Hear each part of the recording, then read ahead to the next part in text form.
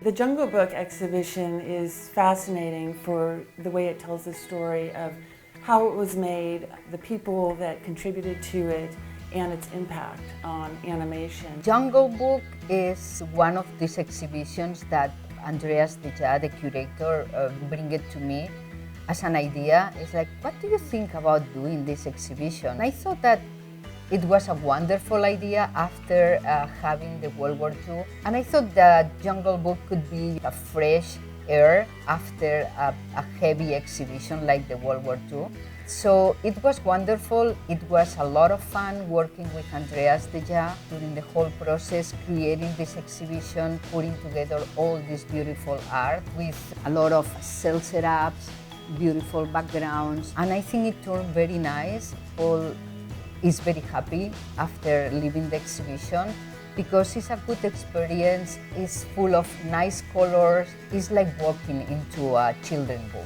Marina, who's the designer of the exhibition, came up with the idea, which was to cover the doors to the exhibition with the actual Jungle Book. If you remember, when you watch the movie, it actually starts with a book that opens.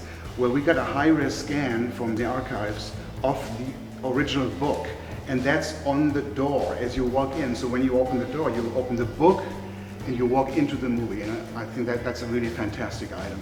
There really are many ways you can do an exhibition like this one. It was me who came up with the idea to really follow the storyline of the film.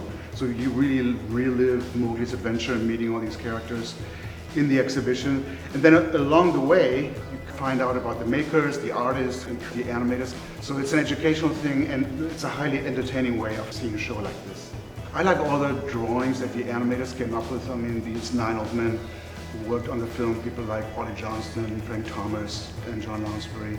So I like all of their drawings, especially the rough drawings, and I think they're the only ones we have are their loose animation drawings because they show the vitality and their thinking. You can also see where they erased and started over. So there's really fascinating things to study and learn from, actually. The point was the ability for a kid like me to see a film take shape. And for people who don't work in film a whole lot, they may not appreciate that, especially at the studio on animated features.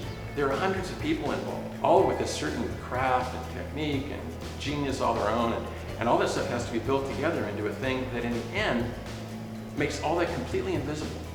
So I was steeped in that sense that entertainment is about what you produce at the end and the impact it has on people's lives when they watch it, not so much about your own experience doing it. And that if you can capture that sense of generously wanting to give somebody an adventure, a thrill, a satisfaction out of watching a film, everything you do along the way is well worth it.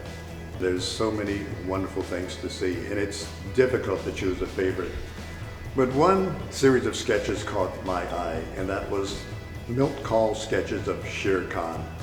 What a wonderful character, what an amazing character. And the fact that Shere Khan was voiced by George Sanders, it was truly the best animation ever done. The first thing that comes to mind is the scene I started on when I came onto the picture, and that was Shere Khan coming in to question Kaa the python. That scene still makes me smile today because of having the opportunity to work with Sterling Holloway, Robert and Richard Sherman, and so many wonderful and talented people.